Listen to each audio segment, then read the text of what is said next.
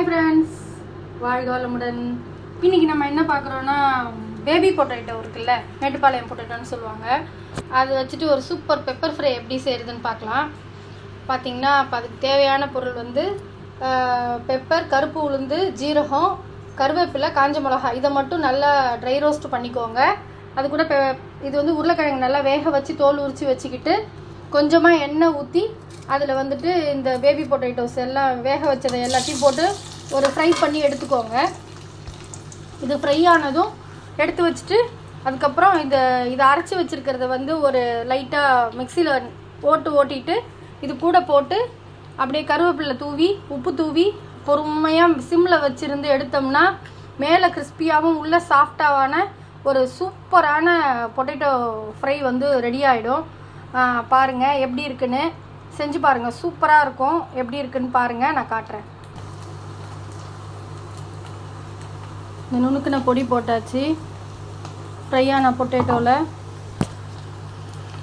இதை அப்படியே பொறுமையாக கிளறி விட்டுட்டு அப்படியே சிம்மில் வச்சிடணும். சிம்மில் வச்சு பொறுமையாக கிளறிக்கிட்டே இருந்தோம்னா செம்ம டேஸ்ட்டாக இருக்குங்க.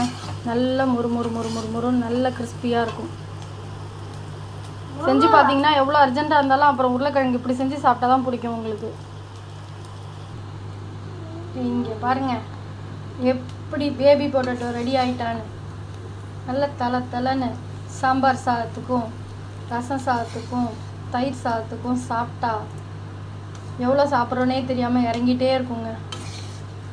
நல்லா இரும்பு வானலில் பொறுமையாக சிம்மில் வச்சு நல்லா 10 மினிட்ஸ் வறுத்ததுக்கப்புறம் இப்படி.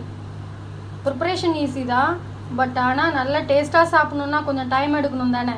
பொறுமையாக டைம் எடுத்து செஞ்சால் சூப்பராக இருக்குங்க. நல்லா சிம்மில் வச்சு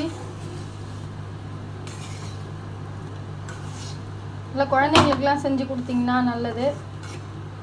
பெரியவங்க கொஞ்சம் 1-2 துண்டோட நிறுத்திக்கலாம்.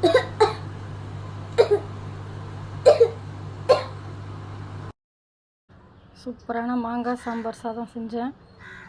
அதுக்கு உருளைக்கிழங்கு ஃப்ரை வச்சு சாப்பிட போகிறோம்.